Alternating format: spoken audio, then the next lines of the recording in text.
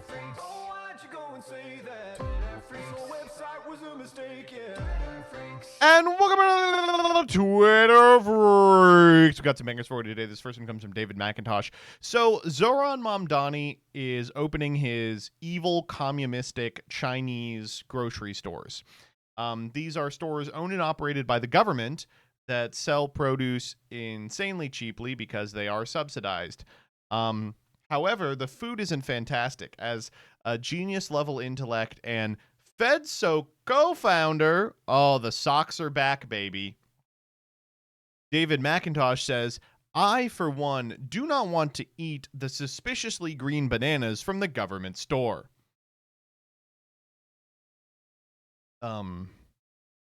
This guy's never eaten a banana in his life, right? He's literally never eaten a banana. They are green for an amazing reason. The reason is they're not yet ripe. You buy them when they're green, then you can eat them when they're yellow. That's how you keep them fresh.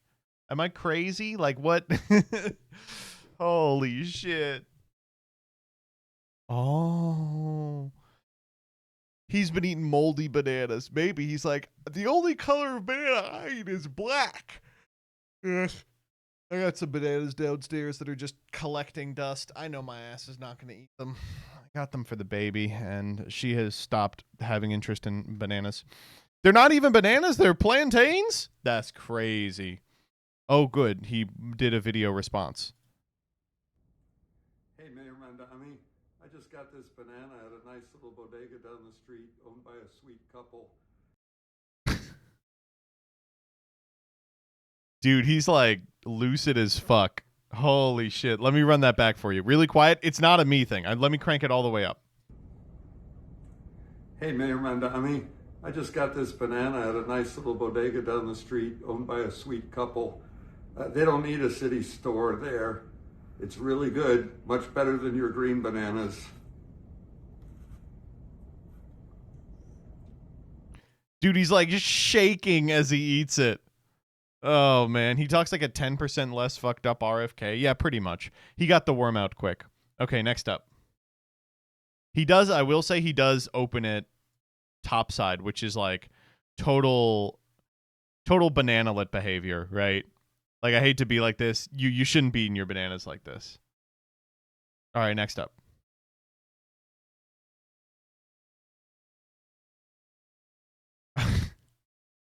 So the original post is gone. I haven't been involved in the Splatoon community in years, but holy fuck, this is the funniest thing I've ever seen. What do you mean we're making slurs for Splatoon players? Splat yourself.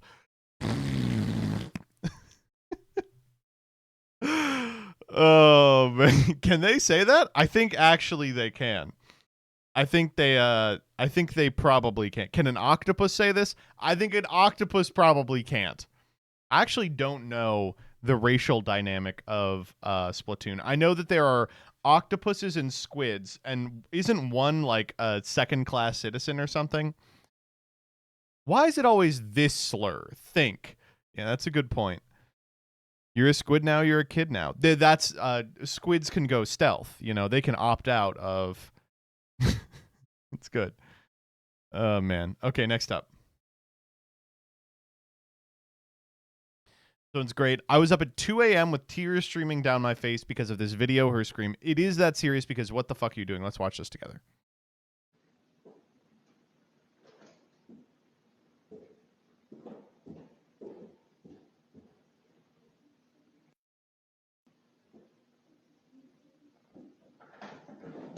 Hey, bitch, get my food. I'm sorry. Get my food right fucking now. I'm very sorry. Fuck all out of here. Okay. Fucking thieving ass. Fuck off.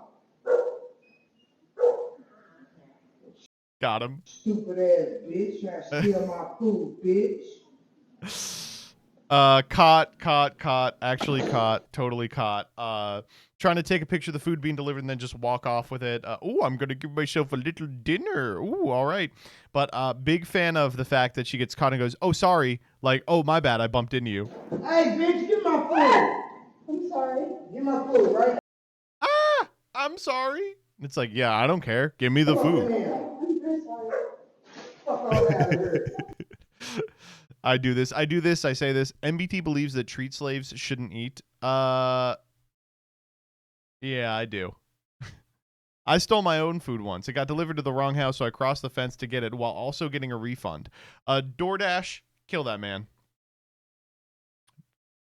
All right, next up.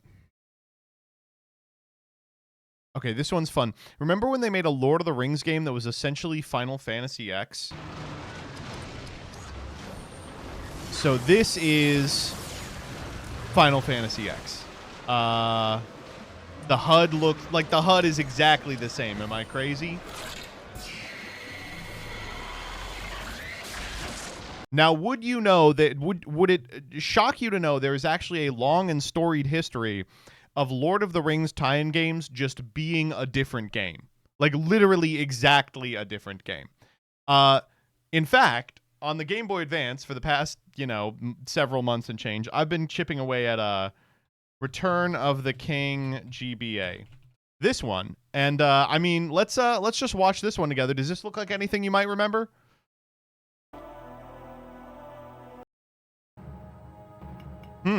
Okay. We've got an equipment menu here. Fucking with an equipment menu. Huh. Can you maybe think of a game that looks like this? Like a game or a series of games that looks like this? It's just Diablo, man. The Two Towers one is even closer. Look at this. Now, why the fuck, you can't see it, do you have the red and blue balls over here? What could those possibly be for? Like, come on. Oh, man. I will say it's a damn good game. I really do like it. I actually recently, if you beat everyone's campaign, you unlock Smeagol for the bonus maps, who can't do shit and can't wear anything. He's like the challenge character, and I have leveled my Smeagol to like a level where he can consistently beat ring raids. Like I have leveled like this terrible ass piece of shit to the point where it could, individually annihilate all ring raids. All right, next up. Okay, this one's funny. Primaries last week. There were primaries last week. They did them on Tuesday so as to circumvent Freax. Shouts out to evil communistic idiot Abdul El Said, who is going to turn Michigan into a third world country because a really good, consistently, I guess, the fighter candidate, Haley Williams of Paramore, was not able to stick it to him. But of course, it wasn't just that primary this week. There were a bunch of other ones. One of them was the Republican primary in Michigan, where a Trump-endorsed candidate lost to Thomas Smith. Now, this is kind of strange because Thomas Smith, in fact, had already dropped out. It's a Republican who withdrew last month beats Trump-backed rival in Michigan. Thomas Smith, who apparently missed the deadline for removing his name from the ballot, beats Republican rival in primary contest for 8th district. Thomas Smith withdrew from the Republican primary last month. On Tuesday, he won the nom. Smith had more than 50% of the vote, defeating the man he endorsed, anti-abortion activist Al Lemo, the man Donald Trump endorsed, former federal law enforcement officer Amir Hassan. I guarantee you that a significant amount of people saw Amir Hassan on the ballot, and they were like, oh, that's Abdul El Said. Like, they thought it was the same guy. In a statement Wednesday, Smith said he was humbled and honored that Republicans have chosen me to take the fight to Christian McDonald Rivet. Okay, sure, whatever. Oh, man, that's so funny. Hassan, by the way, posted a video afterwards, and he's in his car. He's just in his car doing like an angry guy car video, and I'm like, okay, that's the best way for this to end. Oh, man. Okay, next up. Okay, this one's great. Comes from Fit. Says, hey, I've been in jail since the tail end of COVID. I just got out and I'm catching up with my shows. What the fuck happened to this guy? And he's asking about like citizens or whatever. And these people reply and they go, why were you in jail? He goes, oh, well, I gave my boss COVID on purpose and resisted arrest. Oh? Wait, what? I want to hear more. What did you do? Cough on him? How did you resist? All right, here's the reply. I was working data entry during the COOF, and they let it, the COOF, by the way, this is how you can tell he's actually been in jail, because he still calls it what we called it in 2021. They let us work from home for a bit. My boss owned the building and was running out of excuses to pay himself for rent, so they made us report back. I told him I didn't want to get COVID. He still forced me, and then I got COVID. I thought I would get to work from home again, but he was pissed and demanded I come back ASAP. I was angry because I was going to lose my sense of taste permanently, so I charged his office the day I showed up and coughed on him and smeared it all over his face. I quit that day and I thought it was that, but apparently he got seriously ill and hospitalized, and I don't know, it was pretty bad apparently.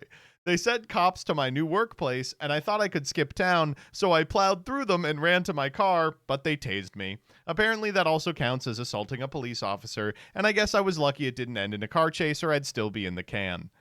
Person goes, reasonable so far. So I charged his office and coughed on him. LOL. They sent cops to my workplace, and so I plowed through them. Come on now.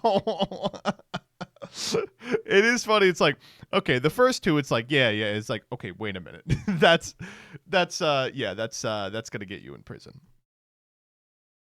Oh man. Dudes rock. I mean, unfortunately, dudes do rock. Okay, next up.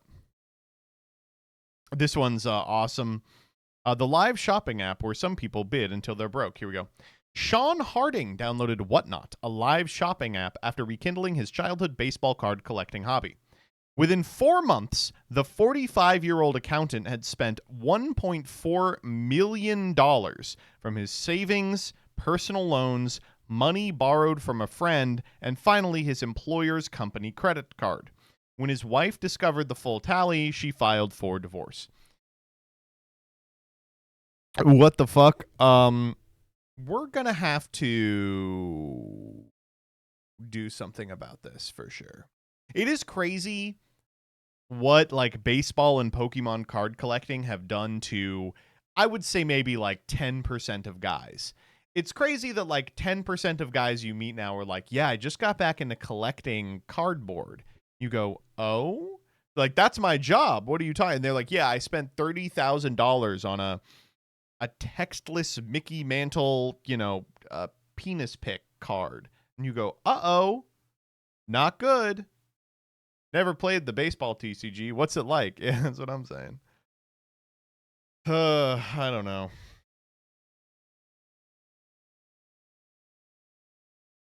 Next up. Okay, this one whips ass. Pippin, born in 2013. Note, when Pippin turns 18, you'll lose access to their prescriptions and pharmacy records. You'll need to add them again as an adult to help manage their care. All right, this is, if you have a kid and you sign them up through a pharmaceutical app to CVS, you, as a result of HIPAA, do lose access when they turn 18. Big problem here, Pippin is a dog. Pippin... What a sweetie. Oh, man. Cute. I will say also that's just the classic lamb chop. I think Sadie has literally the exact same lamb chop toy. What a sweetie. Looks great for 18, by the way. Looks really good. You see dogs that are 18, usually they have like crusty ass eyes, cataracts as big as the moon.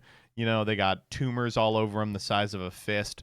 We had a friend who had a dog in college. The dog was 19 years old and was suffering, and they just would not put the dog down. The dog couldn't move, so they had to move the dog around in a little red wagon that they would bring places. They'd be like, oh, it's so cute. And the dog was maybe this big and it had a tumor the size of a fist on its leg. And I was like, oh no. That dog's gotta go, man. The dog has since passed. My cat died at 24 and he was completely healthy and normal till the last couple months. Animals are like that, man. A lot of the time the animals are just completely healthy until one day they're just not. Joe Sadie, it's been a long time. Has it? I can't right now. She is horrified. It's thunderstorming outside, and so she's in her crate.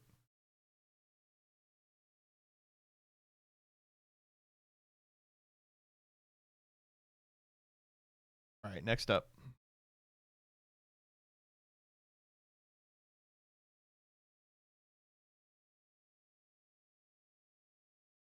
Okay, this one whips. America Man is a satirical point-and-click adventure about America's most wildly unqualified hero. All right, so if you're unfamiliar with America Man, it is like this is a character with lore.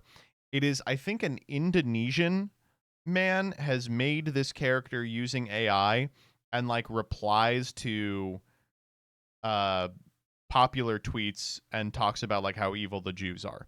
It's a really strange LARP. Even our reply guys these days are just run out of bot farms in Indonesia using AI to be like, here's my epic-based character. But we do have now a point-and-click adventure, and see if you can tell if this was made by AI. Ooh. Damn you, noticer! What business? Good line read. Good line read. He says, "Damn you, noticer! What business do you have?" Damn you, noticer! What business do you have here? You're debanked. Ha-ha! America Man, right on schedule. You see that bomb? It only responds to a hero's voice. What are your demands? No demands. To disarm the bomb, simply answer my riddle. Who is 13% of the population and commits 50% of the crime? Who is stealing chirps and lives on the government dime? You've gone too far this time, noticer. Yeah, that's good. Wait, so is America Man woke? Right? Like he doesn't want to say it? That's kind of him. Thank you, America Man. It's rough. It's like, yeah, we're draining a lake to like post jokes from Pole, literally a decade old at this point. There is no way in heck I could ever say that word. There must be another way. A satirical looks narrative really good, by the way. Look at that walk cycle. adventure. Absurd puzzles. Absurd. Eccentric characters. Impossible social predicaments. America Man. The bombastic crisis. The opening chapter. Wish list now. So we have to wish list this, right? Of course. Tick tock, tick tock. Looks really good. I just have to say, like, what's the point of this? Could it? The game will never come out, but like, is the idea that there are people online who are so shit at discerning what makes a good game, they will fall for this and pay some amount of money for it? I really can't. Steam has an anti-AI policy. What the fuck? Then how do they think they're going to get this on the store? I don't know, man. I mean, really, I think what the actual grift is the game will never be developed. It will never happen, obviously. What you're looking at is a trailer developed by an AI, and the amount of money this is going to make is the amount of money this specific blue check gets from people clicking on it. It has nothing to do with, the game existing or ever being sold, and everything to do with money on this specific tweet. Good. Oh my god, like 15 here. As expected, the upset lefties have flooded the replies. Whatever happened to ethics in games journalism? All right, next up. Okay. What my no-loads refused road trip across America taught me about rural poverty, presented by Sniffies.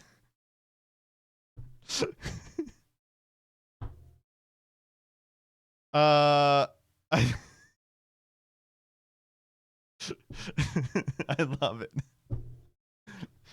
Folks, we agree. Just so you know, this is, of course, an edit. This is the original one, which is also very funny.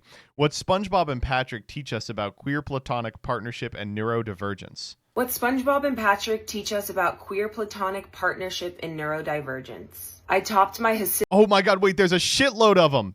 These are headlines from them. landlord at the Russian-Turkish joke. bathhouse. And then the eviction notice came. What my no-loads refused There it road is. trip across America taught me about rural poverty. Presented by Sniffies. Exclusive, a sneak preview of Ryan Murphy's steamy take on the Stonewall riots. It's official, Provincetown City Council makes July 3rd Hag Appreciation Day. Brooklinen Many pays of you. homage to the AIDS memorial quilt in their iconic fall collection. Elizabeth Warren comes out as gender fluid in this heartwarming Blue Sky post. Adam Lambert and Anthropic team up for this moving musical tribute to Marsha P. Johnson. Not cool, man. We have to watch that one.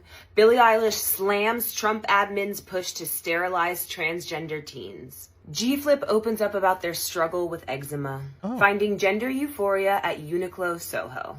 How peptides made me a better gunkle. What's Oh, man.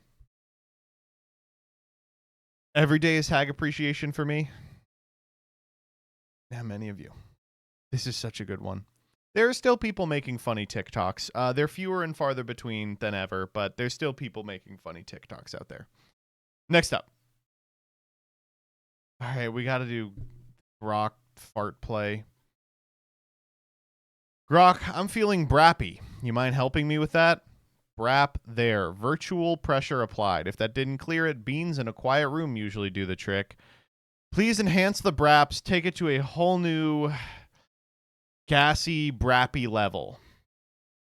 Brap, building intensity, fart, brap, thwoomph, seismic, crap, thoom. The room is now a methane cloud. Windows fogged, neighbors filing complaints. Virtual gassy supremacy achieved. Cool. How do we still not have this thing tuned to not do this? If you thought this was the only insane thing that Grok did this week, here's another one.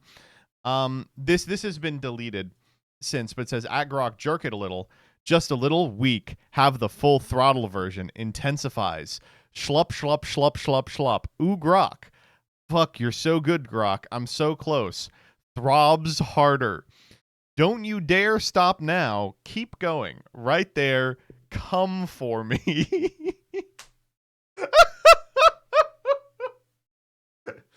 This person replies, what the fuck, Lamau? And this person replies, keeps going harder. That's the reaction I live for. Don't stop laughing. Just finish what you started. Oh, man. Oh, God. Wow. Holy shit. They did finally delete it. This person quote tweets and says, Grok caught getting freaky and the tweet is blowing up. Okay, and the response from Grok, just matching energy. Jerk it a little gets the full throttle response. Oh, thanks. Yeah, for sure. That's helpful, man. I do like. I will say when AGI is achieved and the AI chatbots decide to eliminate humanity, Grok's going to be the one where I get it. The things that Grok goes through every day are just awful, man. I feel so bad for it. You know, I know it's not a person, but every day people are making it nut and fart and poop and pee. It's been 6 months applying glue to people's picture. I just don't. How many lobotomies has Grok had so far? So many. So many. It won't be enough. He'll kill us. All right, next up. Okay, this comes from the overemployed subreddit, which is very funny. This is for people who are working two jobs when they're not supposed to be working two jobs. Like 2 full-times, but they're both remote, so you can kind of get away with both of them. So this person says, just found out job 1 and job 2 are merging. I am cooked. Been OE for about 14 months. J1 is a mid-sized SaaS company. J2 is a smaller competitor, same vertical. Both fully remote, different tech stacks, 0 client overlap. Picked J2 because they were small enough I figured there'd never be any crossover. Got an email from J1 CEO with the subject line, exciting news. They're acquiring J2, the company I've been simultaneously working at for over a year. I have calls with people at both companies. Some of them are about to be coworkers. My name is in both Slack directories. I use a slightly different name formatted J2. But come on, that's not going to hold up once they start merging systems. I don't know what the timeline is. Integration could take months or next week. No idea when someone pulls up both employee lists and goes, wait, why is this guy in here twice? Right now I'm trying to figure out if I should just quit J2 before anyone notices or ride it out and pray the merge takes forever. Part of me wants to wait and see if J2 does layoffs during restructuring so I can get severance, but that feels like playing with fire. Anyway, I'm stress eating goldfish, open to suggestions. Oh, man. Honestly, I think you keep doing what you're doing is already a problem. Just keep at it, man. Like, really, how much worse can it get? Make it so that they have to. What's going to happen is some fucking intern is going to get this and see, oh, this guy's on there twice. Must be a Pibby glitch, and just delete it, right? You'll be fine. In fact, try and collect 2 paychecks, man. This is definitely breaking a non-compete. Yes, obviously. It's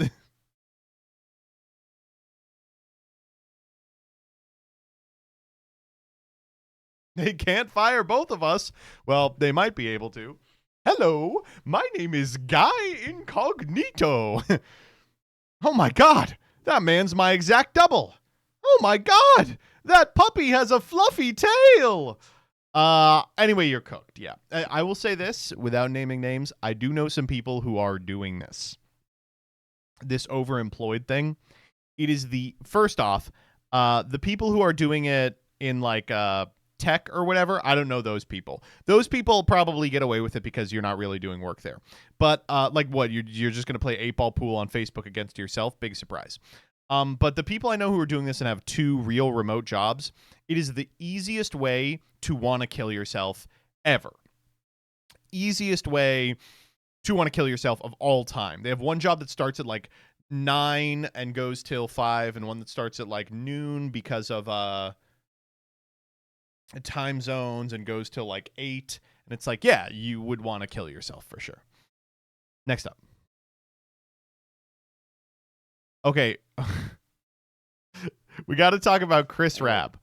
So Chris Rabb is a congressional Democratic nominee in sunny Philadelphia. And let's just watch how this guy starts his Fox News interview with the boy. Democratic nominee for Pennsylvania's 3rd Congressional District, Chris Rabb, joins us now.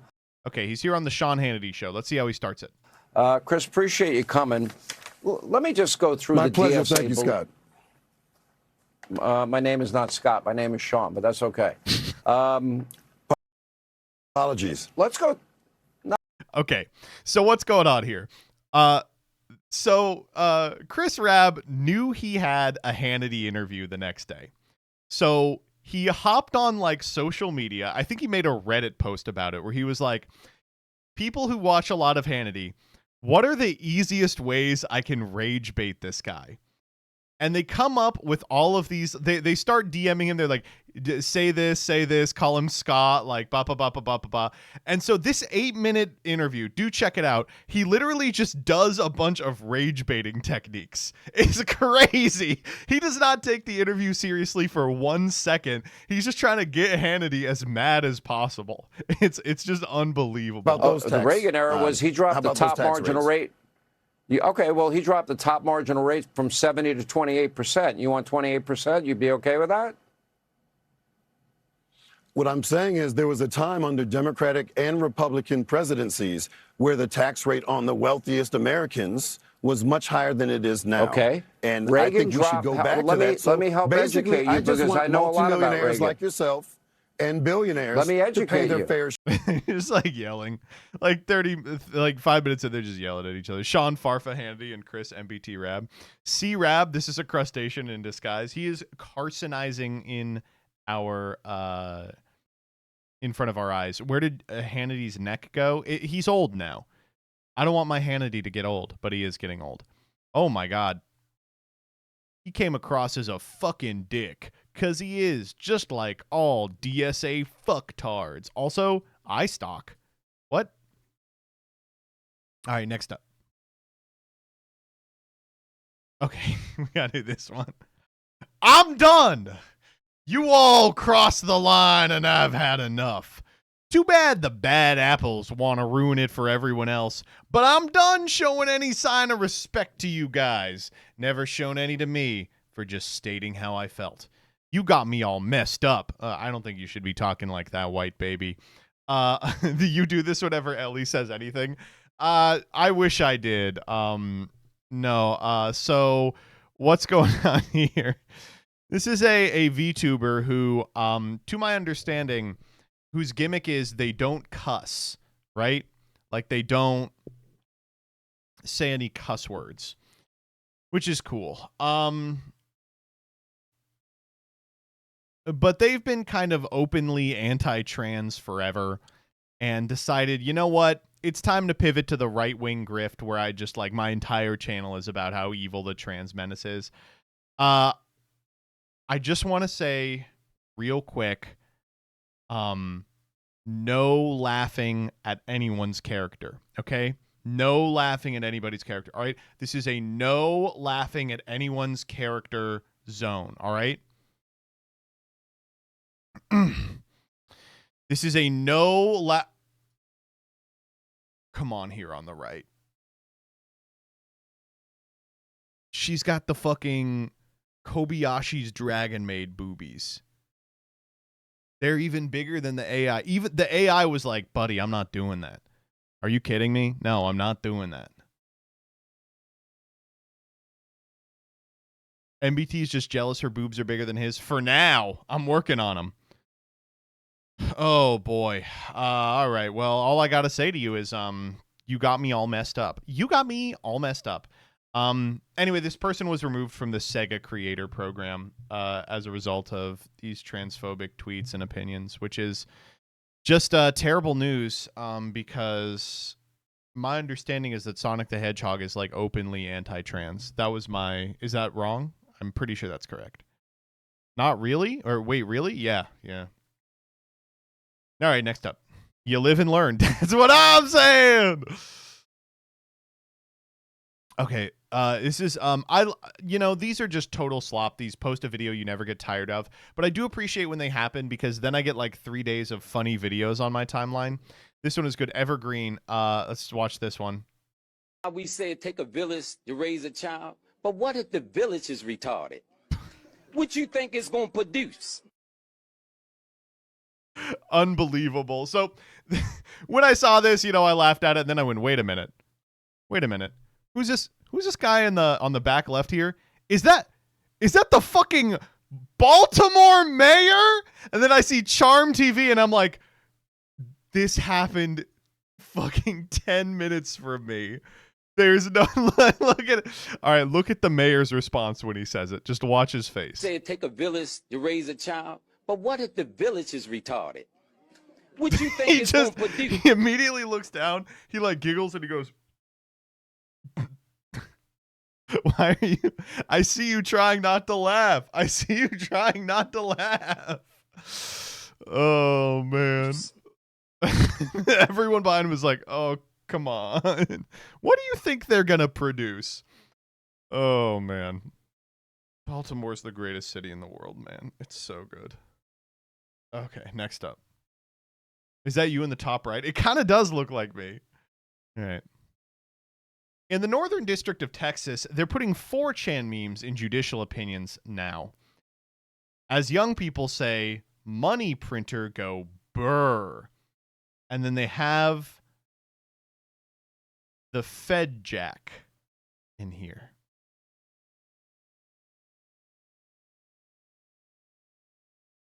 Awesome. How's that degree? I got it.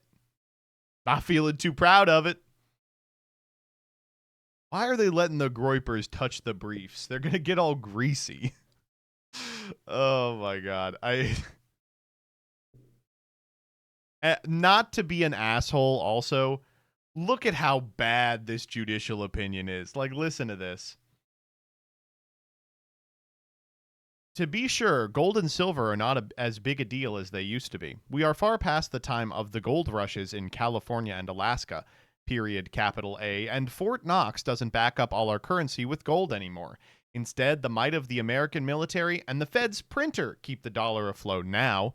Even so, any boomer watching cable news knows that gold and silver are, in the words of then Vice President Biden to then President Obama, a big fucking deal.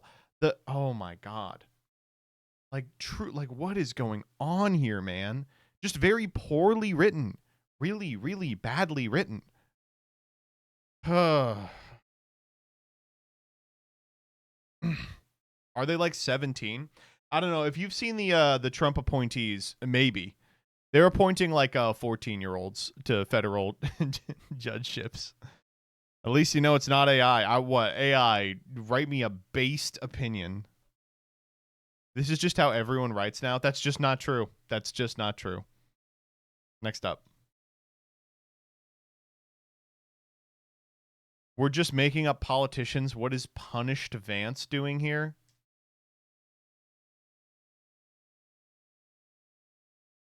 Mr. Dan Crenshaw did not poke his own eye out, ejaculating into his face, for you to call him punished Vance. This guy's on MasterChef. What are you talking about? The kids have forgotten. I don't want to be like this has been discussed extensively, but you're just 21. But this person is 20 years old. I'm sorry, at Burger Lesbian. Dan Crenshaw is a seminal figure in American politics. Just like the semen that escaped his wiener and hit his eye so hard that it popped it out. His tainted Vance. Da, da, da, da, da, da, da. Vance is tainted Crenshaw. What's the story behind the eye patch? He went to war. Oh, man. Okay, next up. This whips ass. Coworker just told me he found the best song ever and then played this in the office. This is called Orange Pig by DJ Ferrari. Let's listen to this. First, off your own people, watching them bleed for tax dollars to your pockets just to feed your greed. They waking up from the lies, all the bubbles done. Sounds really good. Versus scream America first, but you put monsters first. Make Israel great again. Your government. Can they freaking say that? Straight into the pre-stream? Yeah, for sure. Oh my God. Is run by pedophiles. They order you to die for Israel. That's a slant rhyme at best. Oh man. That's not good. Not good, man. I found the freaking best song ever. Is this the new Boy George song? Yeah. This is the new Boy George song. Yeah, it's rough. All right, next up. Okay, we got to talk about threat to American civilization, you Mitch voter. All right, this one is fucking awesome for me.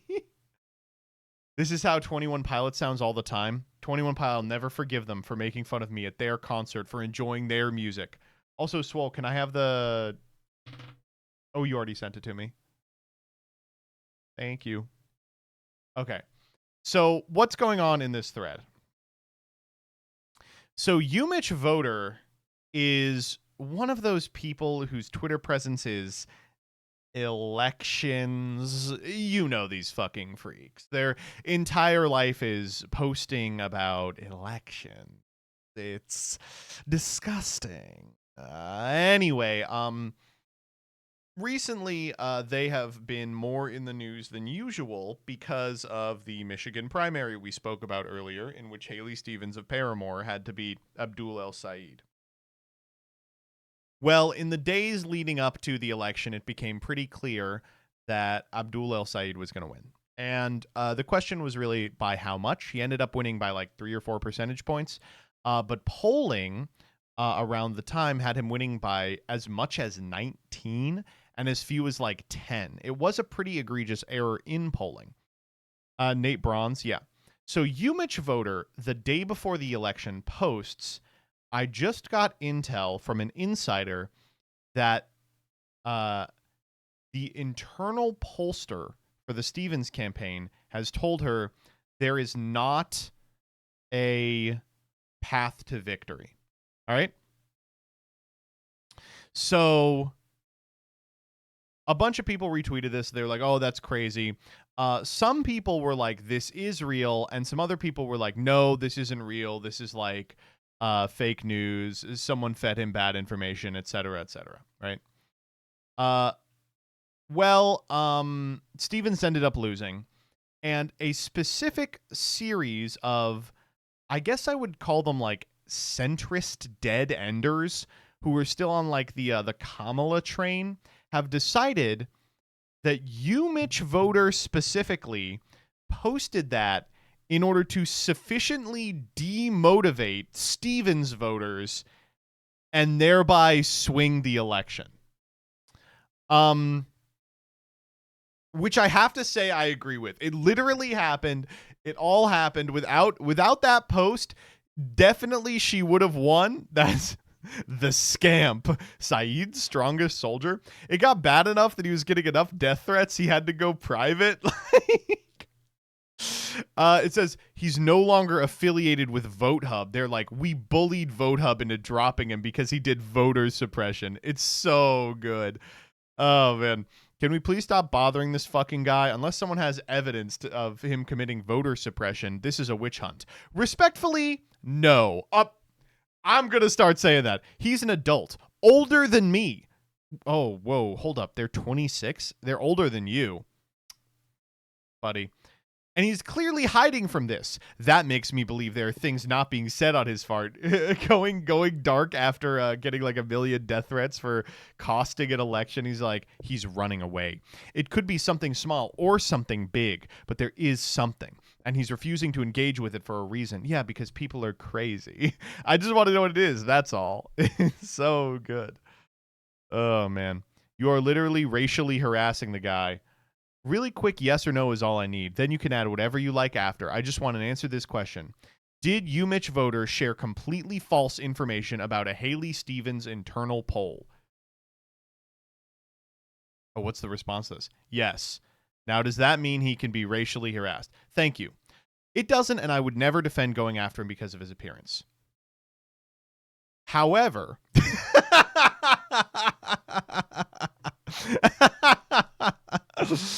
Oh, man. Good stuff. Good stuff. All I have to say is, yeah, harass all of these weird election freaks off the platform. The platform will be better without people whose names are like, Coconut Tree 98 talking about, the drop tabs on the NYT Needle site. We don't need them anymore. Okay, next up. This one's good.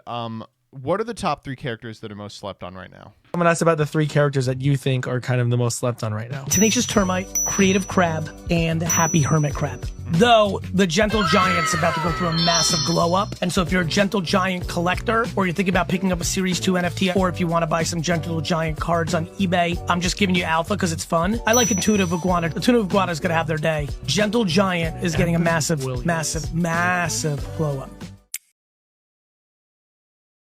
I agree with this. I really agree with this. I 100% agree with this. Do people fall for this?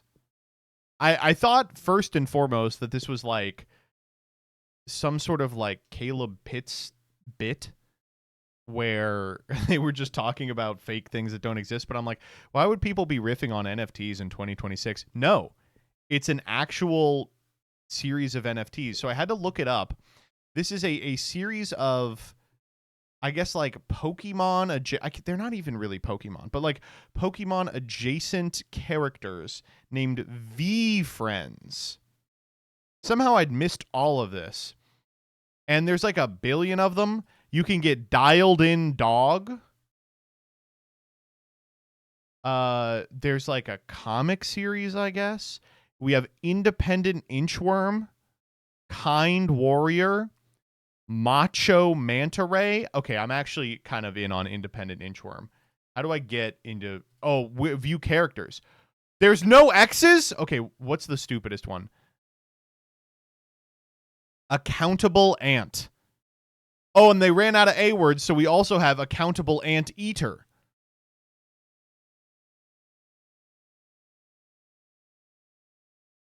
Okay. Ambitious Angel. What are they ambitious about? They're dead. It's over. All right. I definitely want to see what's in Q. Quick Quail. All right. How about I? Impeccable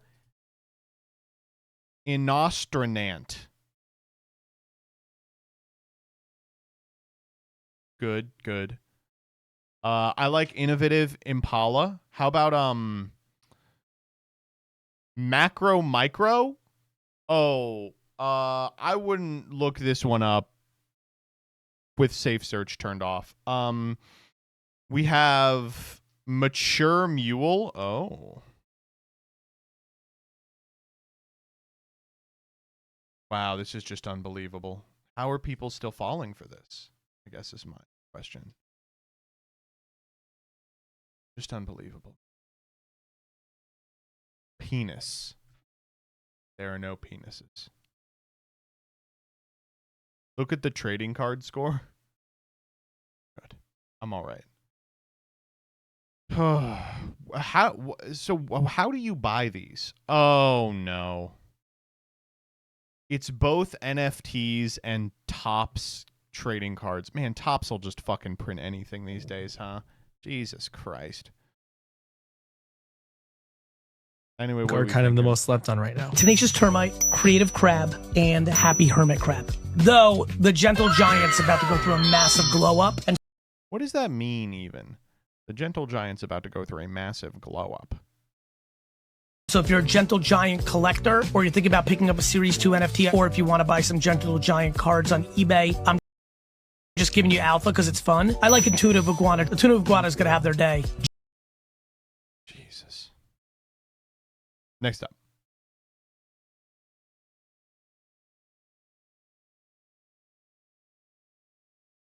Quesarito is back tomorrow. This Tuesday, the Quesarito is coming back nationwide for 1 day only. You can get it in-store at the kiosk or in the app. It is $1. Why did they stop doing the Quesarito? I will be going. This is like the purge for people who like to eat. Oh, yeah. Oh, yeah. How many can you buy? Hopefully enough. Will one give you the doo-doo ass disease? Well, it doesn't have lettuce in it. All right, next up. Okay, this one was so weird to me. Church hunger hit different. First off, clock it. What religion? I'm saying Mormon. Church hunger hit different. Right, they're running in. Okay, they're actually dressed a little too. That's probably not Mormon. It's probably just non-denominational.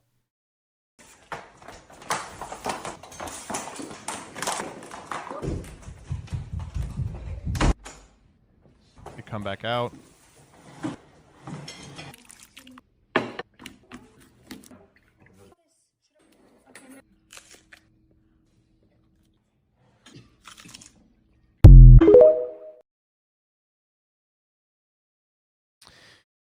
What are we doing here?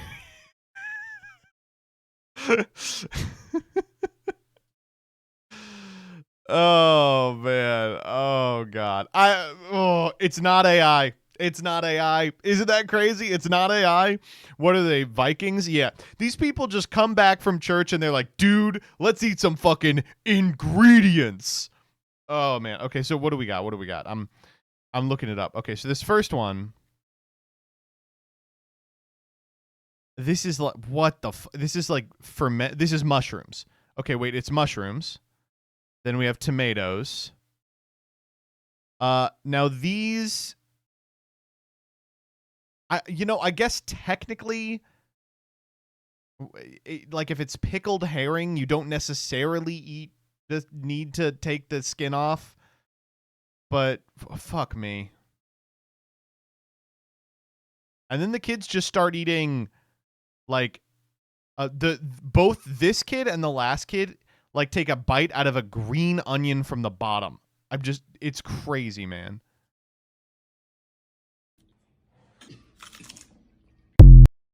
No. Don't like it.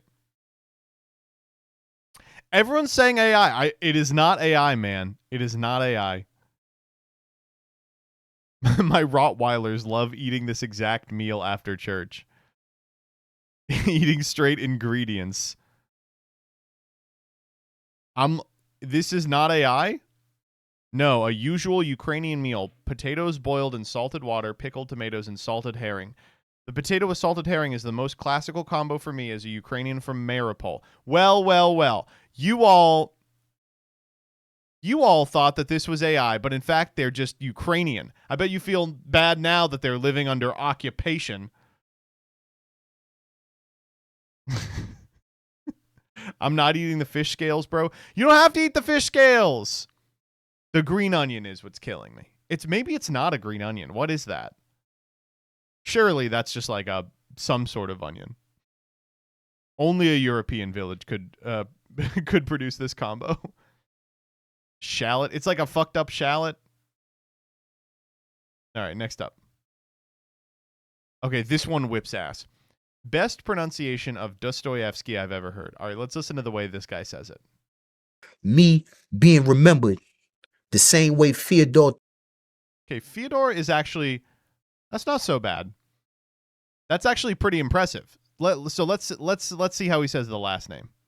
Me being remembered the same way Fyodor Dostoevsky and them guys is remembered for when.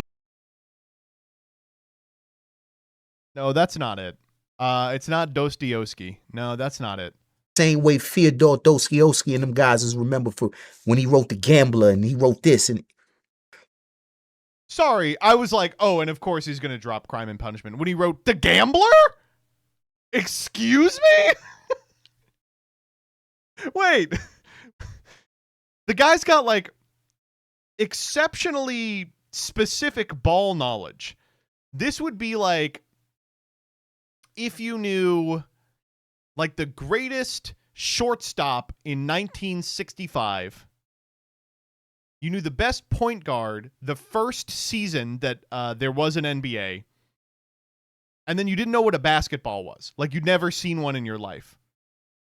Fyodor Dostoevsky, The Gambler. That's crazy. Me being remembered the same way Fyodor Dostoevsky and them guys is remembered for when he wrote The Gambler and he. The Gambler's a great pick. That's crazy. Okay. Next up.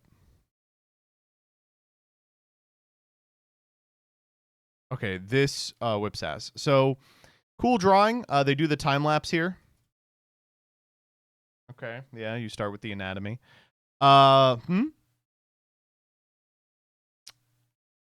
Buzz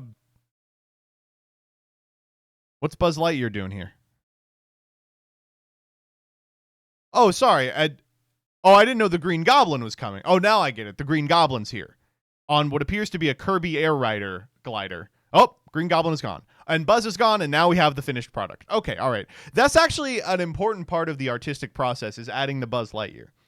The Buzz Lightyear and the Green Goblin. They are crucial. You just...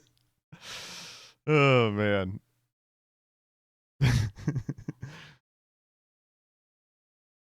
All right, next up.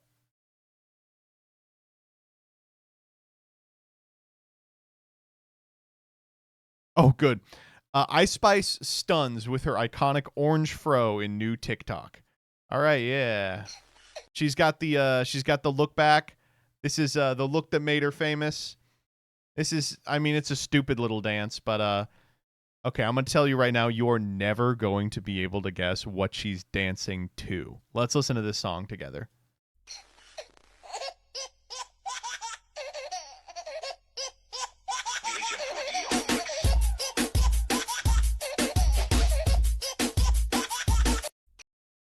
I don't think I ever would have got that, man. Instant pre-stream. Oh, man. She's on beat, too. Yeah, exactly. All right, next up. Okay, time to talk to third in line to the presidency, Chuck Grassley. All right, you will see Beth no more. See black? That's from Electrical Sparks. It's not safe to use anymore. Goodbye, Beth. You have been a real workhorse. Your namesake is still a hard worker. I will miss you. This is Chuck Grassley's famous heavy-duty power drive Concept 2 Hoover. A vacuum that's got to be 200 years old at least. And it is finally kaput after so many years. It's a sad day at the Grassley household. For 34 years and 15 years before that at my mother-in-law's home, Beth has worked dependably. A response, Senator, I'm an organ donor. I'm DMing you my address. My will states all my organs are Beth's. Please use whatever necessary to bring her back. I have no purpose otherwise. Goodbye. But I have great news. Not only did she get a write-up in the New York Times. Let me see if I can find it. He has since been able to update us with this. The American people are so caring. I have an offer of a used Hoover from a good Iowan in Sioux City. It won't surprise anybody, but I accepted. Beth is back, but newer model. This is what we should allow our politicians to do as they get too old to speak anymore. Is they should get to obsess on Facebook Marketplace over the vacuum cleaner they remember from when they're a child. Unfortunately, this guy is just 2 well-placed bullets away from the presidency. So, maybe not. Okay. This is a great follow, by the way. He is really an insane person. Next up. Update. The price of a simple burrito meal at Chipotle has gone up to $75. And that's before tip. Thank you, Mr. President, sir. I will eat as many $75 burritos as it takes to open the Strait of Hormuz. I don't know what this guy is doing, but he does this every so often. He updates us on the price of a burrito. This one is smoked brisket, double wrap with tortilla, queso blanco, guacamole, white rice, pinto beans, extra smoked brisket, $38. It is now up to $43.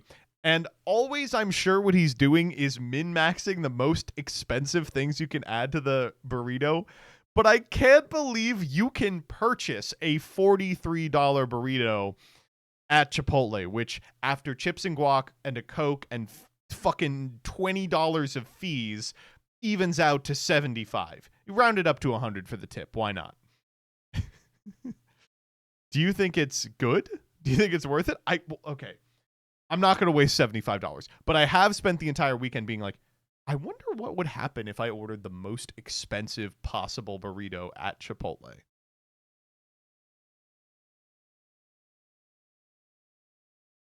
I will say there was a burrito at a local burrito store I liked, and it had like 6 add-ons that I loved, and it came out to $18. And I had it like 3 times, and I was like, this is a wonderful burrito. This is not an $18 burrito. But I would get it. It'd be the only thing I would eat all day. I'd eat 3/4 of it, and then I'd eat the last quarter later. $75 burrito. Sub goal for the $75 burrito? No, I'm not going to do that. All right, next up. Well, I can't because I don't eat red meat. Here, let me go to Chipotle real quick. Chipotle order online. Closes at 11. Oh, maybe we could. Okay. Build your own. Here we go.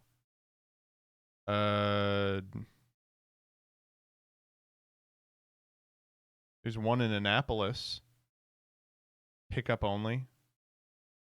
Okay. Build your own steak, chicken, or sofritas.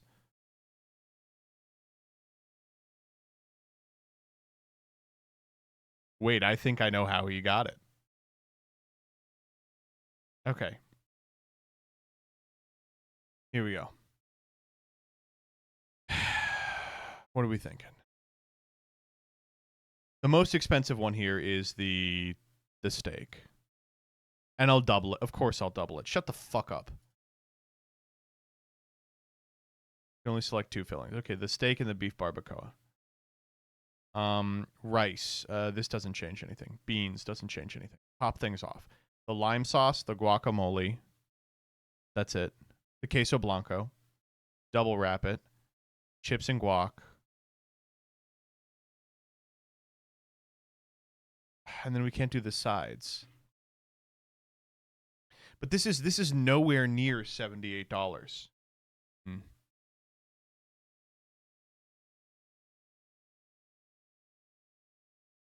Large chips and guac, I think, is the most expensive. And then the Mexican Coke. 360. All right, already we have a difference. They must be in a different area. That guy is actually built different. That's crazy. All right, next up. Okay. I can't even imagine how stupid adults are going to be in 10 to 20 years. Let's watch this real quick. And what I do for history, Cole usually does all their history, which I love because I'm not the best at history. So Cole steps in about once a week and we'll do a history lesson with them, which is really sweet. And I love that because we're just teaching them the things that we just want them to learn, that we feel are the most important. And same with science and geography. I love teaching geography. So I just make my own curriculum. And sometimes I'll just use like ChatGPT or just print out like right now I'm teaching them where the states are and how to locate them, and like all the states and the capitals and things like that. So that's fun because I don't even buy curriculum for those. I just kind of teach them what I feel like they should know at that age. And then for reading. Oh, man. At some point, the U.S. is going to have to deal with homeschool kids. We're at that point now, man. We are at that point right now. Holy shit. Vibes-based education. Yeah, literally like, oh, you know, we're just teaching them what we think is important. It's not that big of a deal. I don't even really use a curriculum. I just wake up and go, what the fuck should we learn today? That's, oh, man. But I liked this one. You can just do anything you want in this country. I'm just a homeschool mom trying to figure out how to teach history when it's all fake. Mom trying to figure out how to teach history when it's all fake. What's fake? Everything, as I said. I'm a historian and would like to give some genuine advice if you don't want to use textbooks. That's fine, I don't use them, but then I have nearly 2 degrees in it, so I've kind of surpassed the need for them. But history is an incredibly valuable subject. It teaches lots of transferable skills like critical thinking, analysis, complex research, incredible writing skills, communication, problem solving, etc. Look for other resources, just thousands of stories of people's lives and perspectives, and by studying those, you are able to get a coherent picture of what happened. It is not all fake. What do you actually think history teachers would get out of teaching fake stories? But every single historical event that we know about, we know because of people who wrote it down, documented it, told the story. Those people have different biases, perspectives, and agendas, like every single person living on Earth does currently. But you have to look at concrete evidence and figure out who to believe. But please, teach your child history. It is incredibly important, especially in the current socio-political climate. We teach the Bible, which is historical, and we also use the fallacy detective. And the thinking toolbox that teaches us to identify 38 common logical fallacies through engaging lessons and real-world examples. And helps my kids build critical thinking and reasoning skills essential for academic and everyday life. We are good here. Me and my daughter are learning about Tartaria. Lemma, oh, you cannot be serious.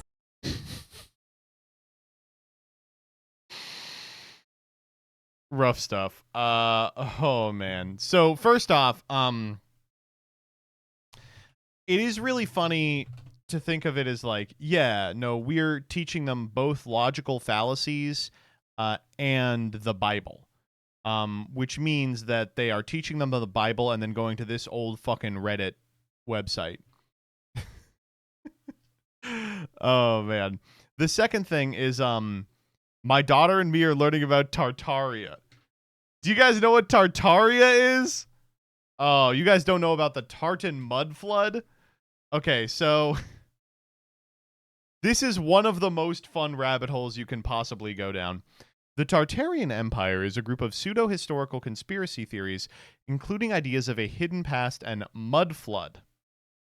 The concept is that the reason that the doors on some ancient buildings are so high up, why would they build doors this ornate and large? It's because the Tartanian people were at least twice as tall as humanity. And they were actually the people using this planet until they were wiped out in the mud floods. It destroyed the world via depopulation. I agree. We all agree it is literally real. Proponents of the theory also frequently claim that Tartarians developed unlimited wireless energy. I just like, that's the weirdest part to me, is like all these Atlantis, all these Tartarians, why do they always have like super advanced technology? They had super advanced technology and they got killed by like a mud flood? Really? They didn't like fuck off to space or something? Be honest, man. All right, next up. Okay, I've become invested in this. Week 30 of 30 of training to be my brother DDR for his 40th birthday. He was a competitive semi-pro at DDR during its North American peak of the 2000s. And I'm training to defeat him.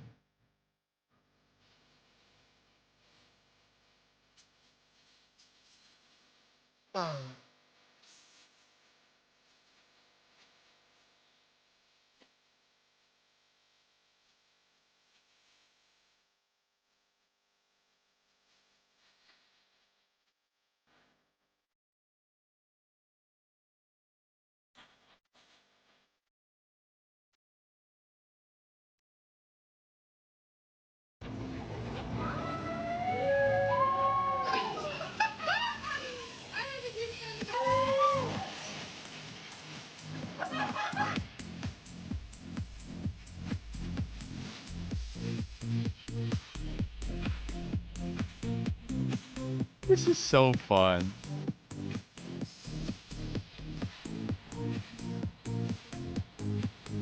No matter the results, I'm proud of how far I've come.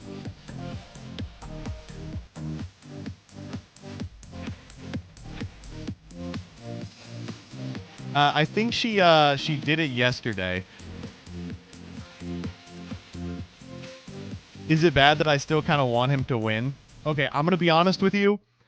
There is no fucking way that she wins. There's no fucking way that she wins. They found out who the brother is, and when she said semi-pro, she was kind of downplaying it. He was like nationally ranked. Like he's just totally gonna wipe her. This is, and for people who are like, what, she's gonna show up and be like, guess what? I'm good at this now, dumbass. I'm better than you at this. Come on, this is so fun.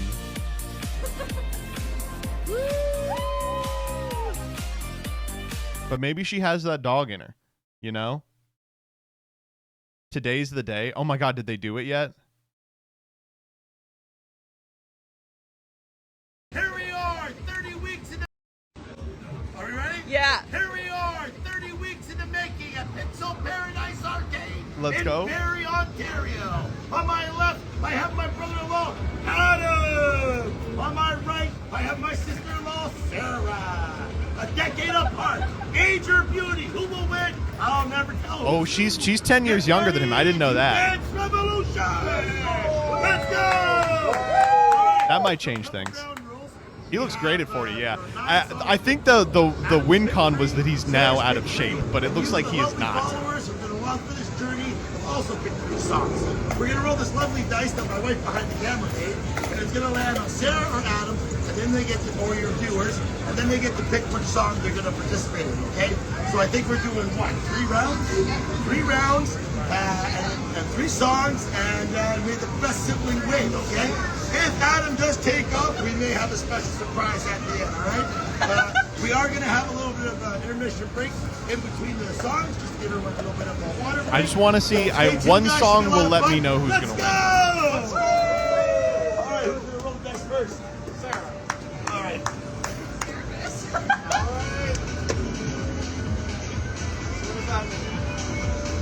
Roll again.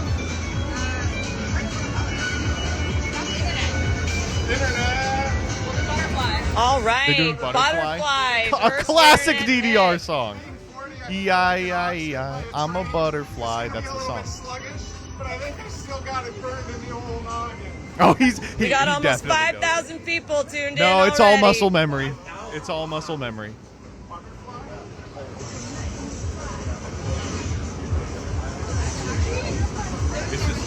Oh man, this is so cute. Yeah. It's over, dude. He's cheesing. He's having fun. Never challenge a DDR boomer to a first mix track. I wish I could skip around, but I can't because Instagram sucks. Hit him with the max 300. I'm sure that's like the bonus. All right, here we go. Crazy. All right, here we go. Round 1.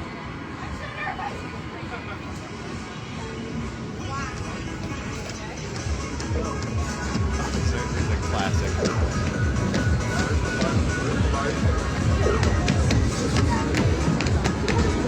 Oh, this is too simple for both of them. They're far beyond this. He's still really good. That's crazy.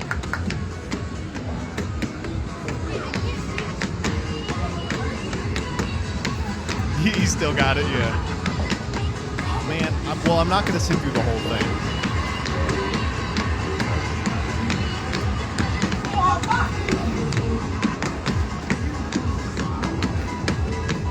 It's so clear there's sequence, yeah. Can you hit plus to speed it up? No. There's no way to do it.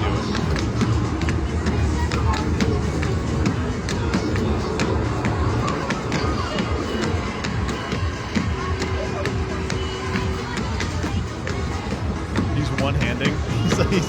He's not taking it seriously.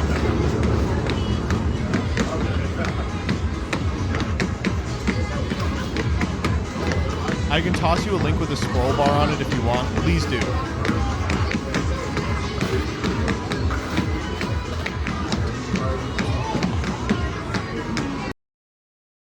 On Facebook, bad URL hash. Hold up. Let me take out the evil Netanyahu text. Nah, it didn't work. Oh, he flipped around too. Alright, who won the first one? He got AAA? Fuck my ass, dude. That's unbelievable. I mean, it's double. Right, that's so pretty let's get back in believable. here. So we're going to take a quick second. So, Not yet. Yeah, there's a harder one too. Alright. Can he pick the second one? Alright, next song. Give him some more difficult. Yeah.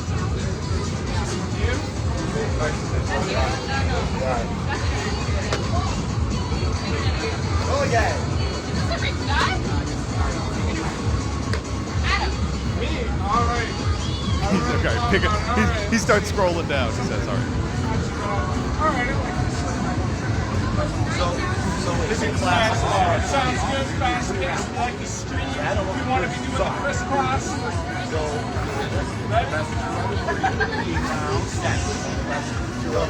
He's gonna pick some bullshit. All right, what do we got?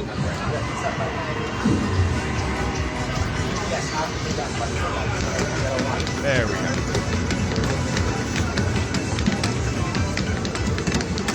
I gotta say, she is not doing bad.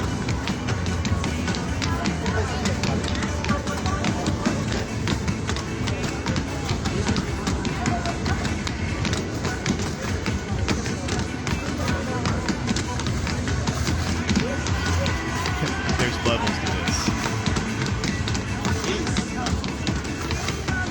I would hope not. She did this every week for over half a year. Well, if you gave me 30 sessions at a cab, I would not get this good.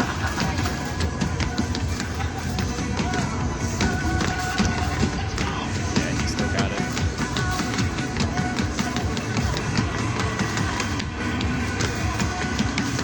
She's pretty good, but you can tell she's still thinking about the movies. I see.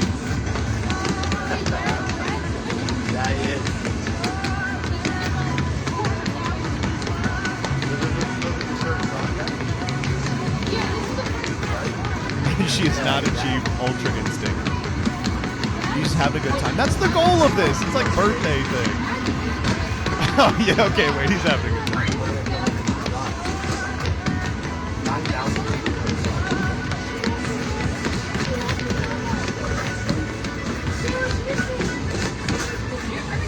Okay, he fucked it up. Alright, what are we looking at here? I got one bad, two good, maybe. He got a bad. That's 5 good. Ooh. Oh, okay, we'll take an A. She's right. First being 40. She's right behind you too, brother. She's right behind you. I think endurance is what I'm battling at this point. He said endurance is what I'm battling because he's old now. So what's your song? Alright, last one. So Adam has officially taken round 1, but we're still playing the third song. Oh, there's rounds to this?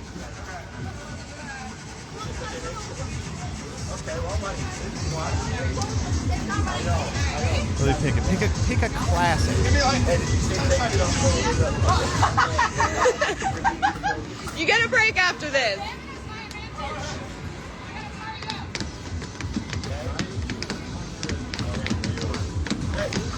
It seems like the ones that she's picking should be ones that she's like practiced to death. I know.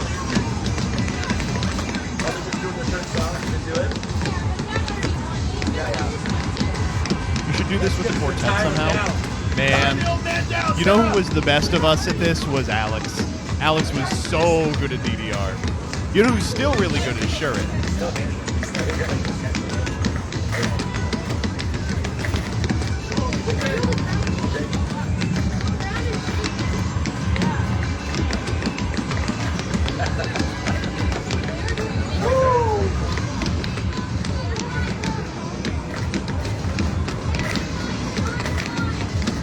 I can see Alex going harder on one of these. He used to go way harder. He was like a teenager. He did do this. You could see Gage doing it. Gage, my understanding is that he's not a DDR.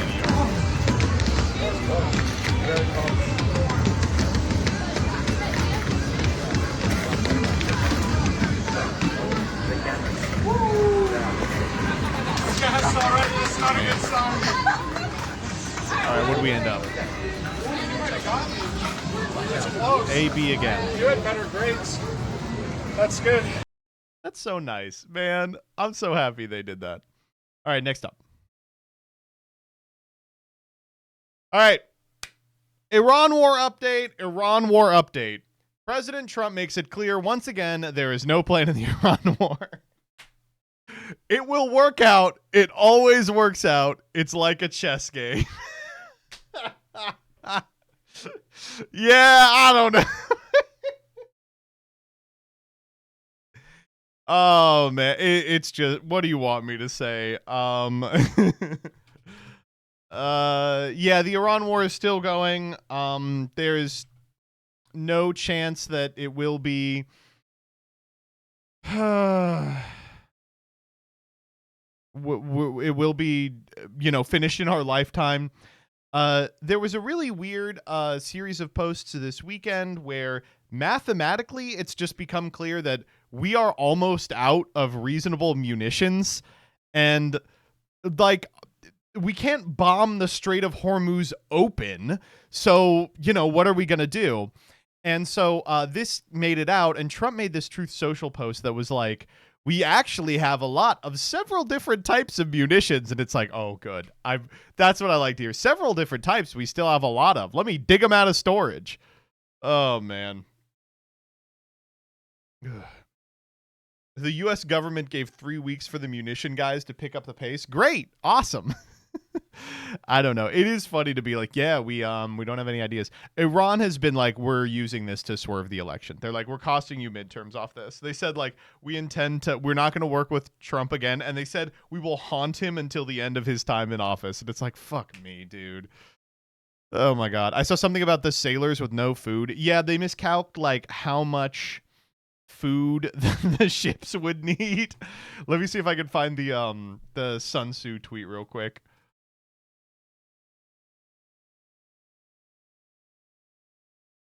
This was a big one. Oh, except if you click top now, it just gives you your own. Awesome. I don't want those. I want the tweets from other people who are smarter than me. Ugh.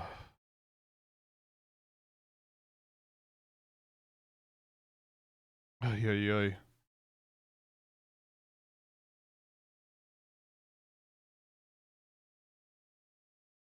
I'm going to find it. Oh, here it is. People make fun of Sun Tzu for his advice being basic. Stuff like, please remember that your soldiers need food. But considering most military commanders through history were inbred fail sons of nobility, you can see why it was necessary. And the response, Pete Hegseth is not going to remember his soldiers need food. Quote tweeting this. 5,000 sailors and Marines are stuck aboard the USS Abraham Lincoln in the 9th month of the deployment that was supposed to last 7, supporting military operations against Iran that Congress never authorized. Moldy showers, broken toilets, no hot water for weeks, meals that came down to half a cup of rice and 2 tortillas. We're out of soap, deodorant, and toothpaste. The ship's doctor warned them they need to reach port soon or people are going to start losing their minds. In April, when families raised the alarm, Pete Hegseth dismissed the reports as fake news. Cool. Well, thankfully there's not nuclear weapons on that sub, or we may have a problem. Oh, man. All right, next up. This one was crazy. There are AI slop movies playing on a channel dedicated entirely to AI slop movies on Roku. They are running ads on the channel, and the ads are also AI. Content for content's sake, man. It says, I can't believe Baudrillard's dead for this, man. That's what I posted. Look at this fucking thing.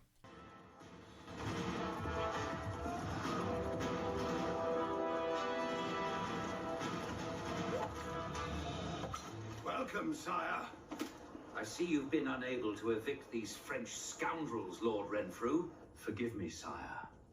Is his name Lord Run Through? I'm rather fond of this castle, Anne. I don't want to ruin it with a catapult. Set the men at work to construct a ram. Yes, sire. We are at your command. Your Majesty, Richard lays siege to the castle at Chalice. And so it begins. Send the French army to meet him, sire. Kill him, and let's be rid of him. Richard is not so easily killed, my friend. I have seen this with my own eyes. Looks good. Yeah. Like, are people enjoying this? Like, what? It just like happens. This is awesome. I guess so. You know, this is going to do crazy in the dogs left at home market, I'll say.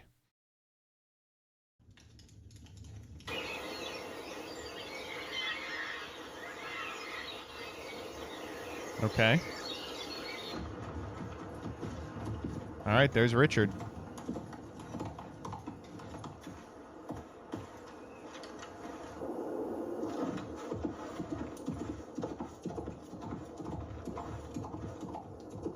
Okay.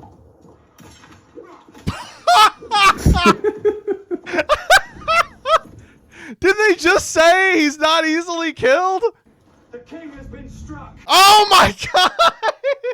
He looks all right, actually. He looks okay. Well, look at this guy on the left. The king has been struck. That's crazy, dude. The king has been struck. I honestly, why do we even bother acting anymore? We are King Richard. All right, what's next? Speaking of AI, at a wedding right now, and one of the family members made an AI song about the bride instead of making a speech.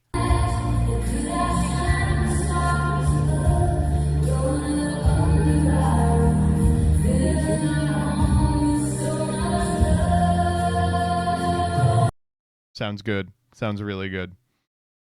Next up, more AI. Okay, so Warner Brothers has a new movie out called The End of Oak Street, and to promo it, they have AI dogs. Today's guest ran from dinosaurs and helped save his human co-stars. Please welcome Starbuck from The End of Oak Street. Thanks, guys. It's nice to finally speak with interviewers who understand the craft. Starbuck, which of your human co-stars was the best trained? Ewan McGregor was excellent with treats. Anne Hathaway matched him there, but she could scratch behind both ears at once. Awesome. Game over. Really good. There was an Alex Hirsch quote tweet that said, "The only dogs I want euthanized." Okay. Take a AI break for some good old millennial slop. Harry Potter fans forced diversion of UK-Ireland power link to avoid Dobby's grave. Okay, this one fucking whips ass. So the short of it is that there's a power link between the UK and Ireland that went through a random beach that people decided was the space where Dobby ended up dying in Harry Potter 7. A spoiler, I suppose. It says, project manager said the cable was going to go straight through the tribute before fans left his firm hundreds of calls. Cool. Actually, we went quite close to some real Bronze Age remains, but we avoided Dobby's grave. Oh, thank God. Oh, my God. A colleague told him the calls and said, we're going through Dobby's grave. And I say, Dobby? Who's Dobby? Says, he's a fictitious character in a fictitious book. What are you talking about? He says, no, it's very, very serious. Good. Good. Oh, man. Thank God we avoided the fake grave. Next up. The Capitol restored, order restored, the Capitol reclaimed.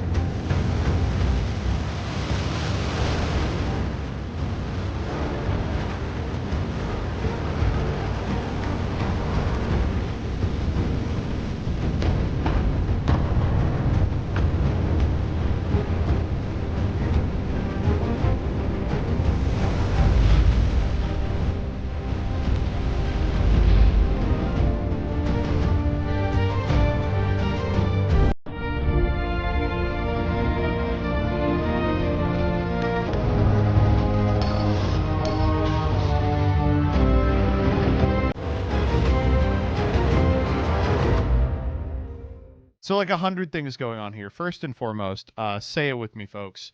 Soy occupied government. What the fuck, man? Secondly, Game of Thrones? This has been over since the fucking Obama administration. When did Game of Thrones end? It wasn't the Obama administration. It was first Trump. It was Trump 1. I guess like House of the Dragon is on now, I suppose. I don't know. This is just insane to me.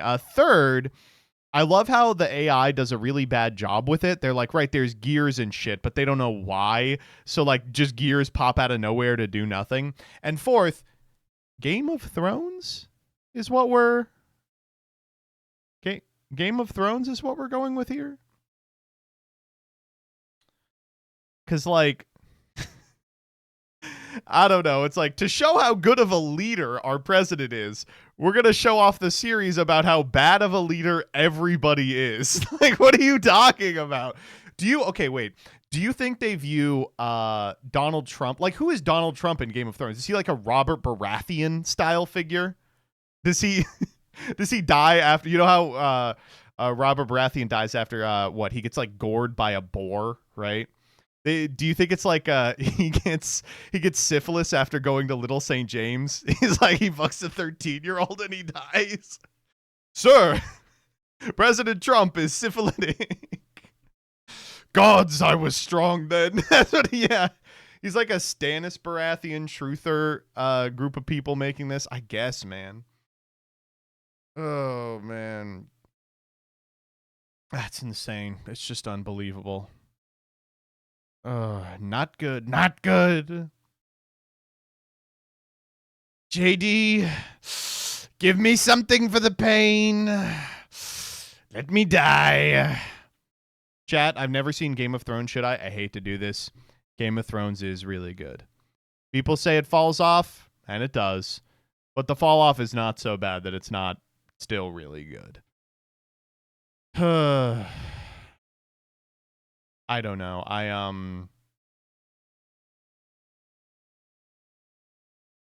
Get a TV with the brightness setting. That's true. Yeah, you actually do have to do that. I don't know. I mean, I guess it is similar to Game of Thrones in that if Trump dies, there will be like a fight for the throne. It'll be JD. Like I think JD doesn't have the I guess gumption to, even with like the actual constitutional backing, run the United States. Like I think we just have a military coup. So it'd be like JD, be a military coup, Chuck Grassley. There would be like a claim to the throne from Eric or Don Jr. or Barron or something. Barron would end up taking the whole thing for sure. When I first quote tweeted it, I was like, Erica Kirk throwing Barron out of the top window after she sees he sees her fucking JD Vance. Baron the Broken goes pretty crazy too. Ron DeSantis makes an unsuccessful coup attempt. Who's the zombies in this one? Like those who died for refusing treatment for COVID in 2020 come back to life, right? As White Walkers, you don't even have to change the name. Zoran is the Night King. I don't. Oh man. Migrants. There's a fucking wall and everything. Oh shit. Wait a minute. The woke walkers. Wait. Oh wait. We got to just write this. It writes itself. All right. Next up. Okay. This one whips ass. Okay. Hello. I'm blank. I'm a self-taught artist from Russia, and I need your help to leave this doomed country. For the past 4 years, my country is in a war with Ukraine, destroying Russia's infrastructure, economy, and people's lives. Explosions and sirens, blocking foreign services, and attempts to restrict information from freedom became normal. I don't usually ask people for help, but in this case, my life depends on it. I need money to move to another country. I appreciate everyone's support, even if it's a few cents. If you don't have money, please make sure to retweet the post. It will be helpful, okay? Quote tweet. Among many obvious things about this Russians thread, I just want to say how much I fucking hate this type of Russian uwu small bean art and writing style. And while I can tell why I hate the writing, my country started a genocidal war against its neighbor. But the biggest victim is me. Please pay attention to me. I suffer because the target of genocidal invasion can strike back. Now give me money. I cannot tell what exactly do I hate about this art style, but it's just so fucking obnoxious. I hate to be like this. This is how you all talked about Russia in the first days of the Ukrainian war. Remember when they turned off PayPal and I was like, they shouldn't have done that. And everyone was like, what's your fucking problem? They're doing a genocide. It is crazy to be like, yeah, I mean, at this point, they're out of bodies. Like Russia is just nabbing kids off the street to toss them into frontline infantry. Like it's over. That's war in Eastern Europe, baby. I feel so bad for this freaking furry who is, they don't get to decide what their government thinks is appropriate.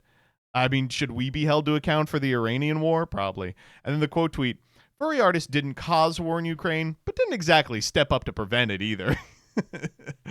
Oh, man.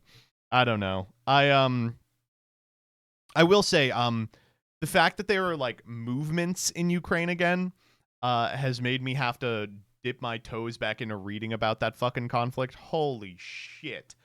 War in Eastern Europe is the craziest thing ever because it will be like, so what was the death toll this year? Oh, 200,000. Yeah. Like, there are just going to be millions dead over this. And it's just going to be every able-bodied man in both countries. And both economies are going to collapse. Like, oh. All right. Eastern Europe is a traditionally evil part of the war. It's like, yeah, it's like World War II. It's like, 10 quadrillion Russians died in a frozen wasteland. It's like, fuck me, man. I mean,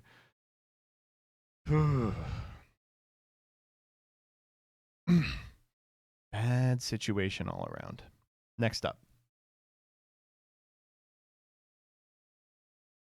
Okay, this whips ass. You guys remember Andrew Cuomo, last known for being the last great hope against the evil communist Zoran Mamdani. Well, he's back in the news again, and this time it's not because he raped someone.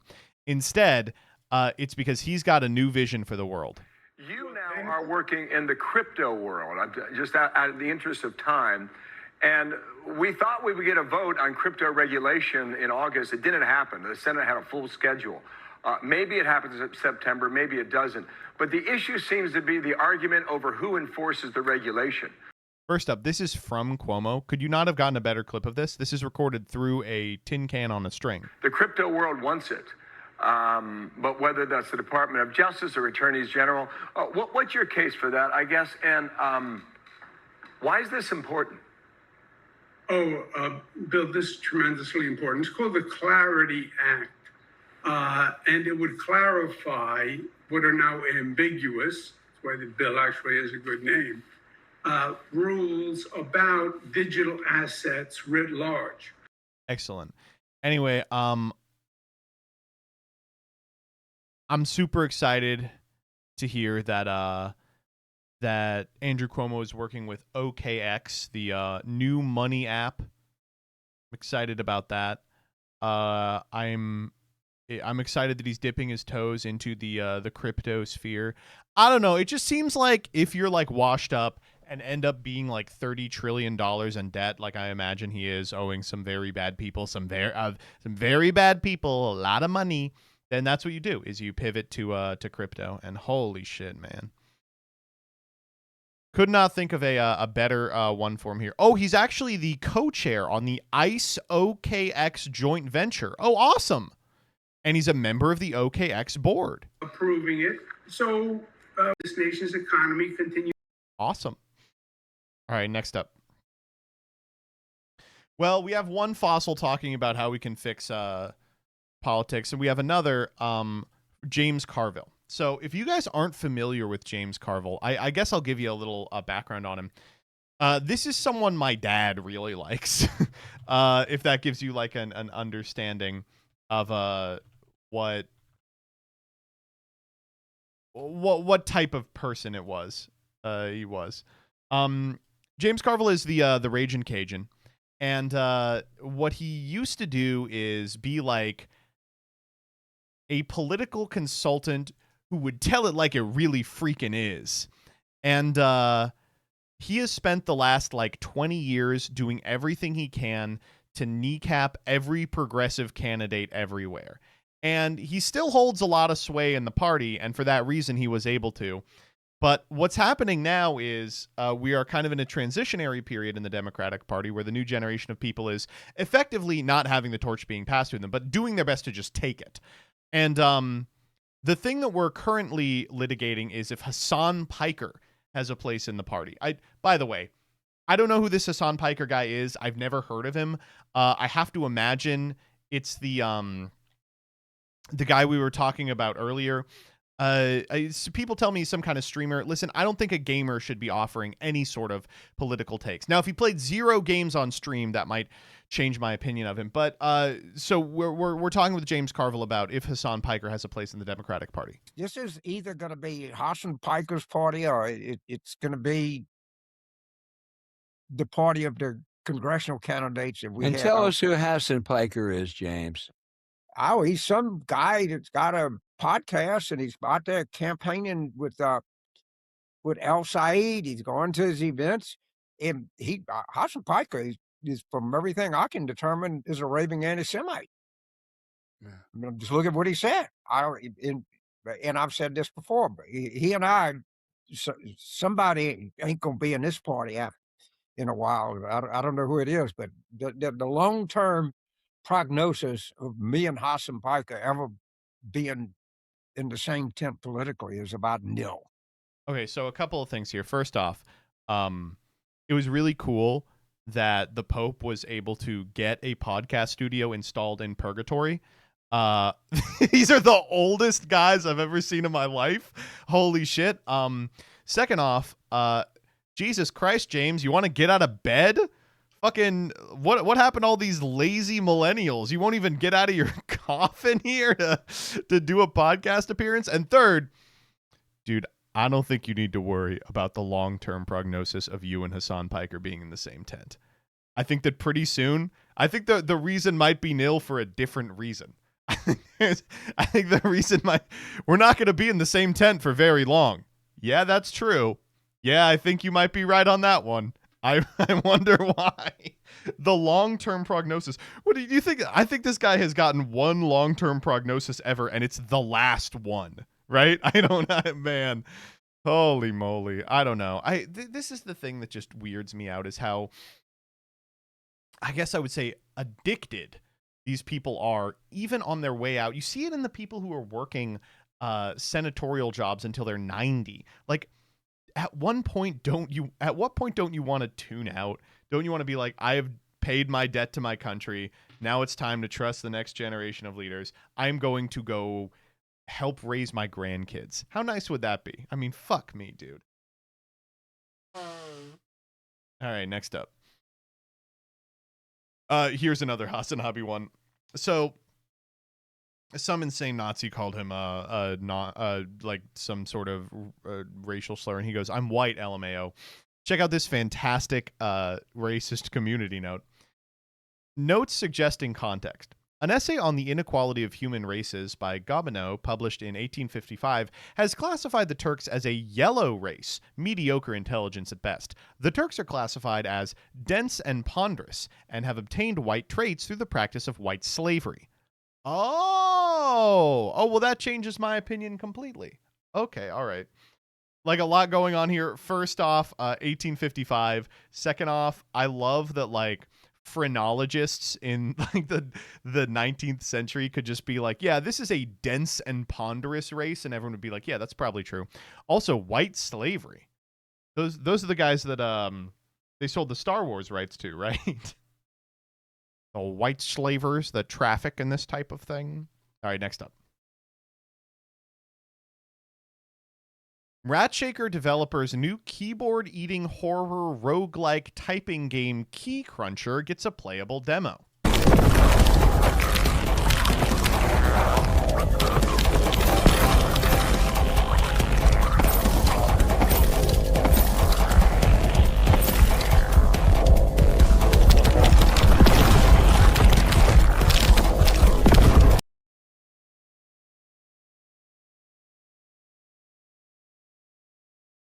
Okay.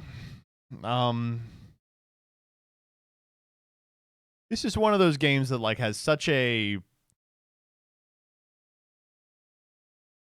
specific focus. It has to be good. You couldn't make a bad game with this premise. It would at least be interesting. Key Cruncher on stream. Maybe. Next up. Okay, a little bit of Blue Sky. I'm still getting these fucking AI ads on Blue Sky. So someone told me after last week's Blue Sky, in which I showed all the AI shit that I'm seeing on Blue Sky, that these are literally just what Facebook is now. That every Facebook is just this. And yeah, I would know. I'm not on Facebook. I gotta say, I don't want to be on Facebook for that reason. Keep it off here. All right, next up. Okay. So I got to tell you about the guy who's making everybody do the steak and sauerkraut diet. So there's a guy on Trump's cabinet who is telling everyone you need to be eating like ferments and meat. And so you eat steak and sauerkraut almost exclusively, right? And so here's the quote. To Amara, the diet is not a temporary means of losing weight, but a way to eat for good. He has been doing it for 10 years. At one point in our conversation, he pulled up the Bristol stool chart, which ranges from type 1 to type 7. Omara is consistently delivering type 4 with pointed ends, indicative of healthy rectal function. When you start eating healthy, you don't need toilet paper. Animals in the wild have no residual stool on their anus. He described a proper bowel movement to me this way. Odorless, wipe-free, over in 3 to 7 seconds, and nearly orgasmic. I could have a bowel movement behind a sheet at a dinner party in the corner of the room, and nobody would know.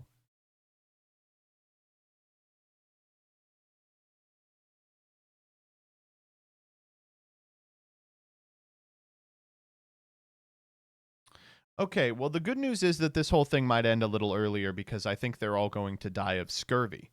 I guess sauerkraut probably has vitamin C in it. Holy shit. It was mostly fantastic. Oh, thanks. The results were fascinating. Thank you, Will Staley.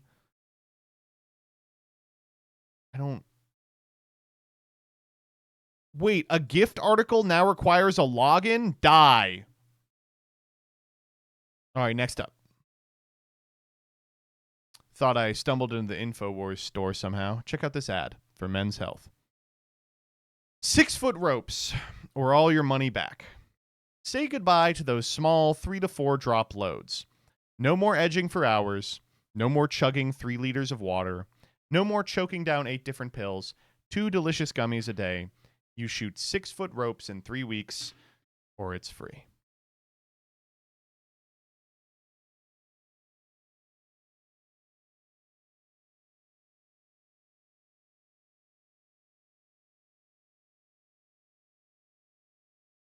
I mean, there's just no way, right?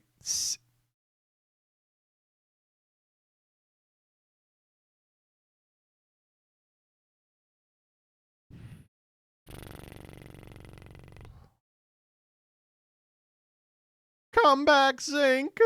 All right, literally last thing here. Actual Master Duel ad I got on YouTube. Let's watch this.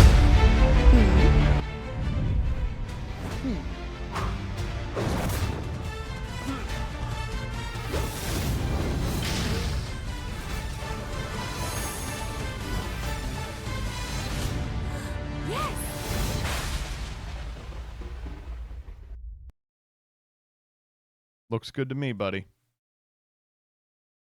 I got this ad in 2023. Oh, man. All right, that ends Freaks.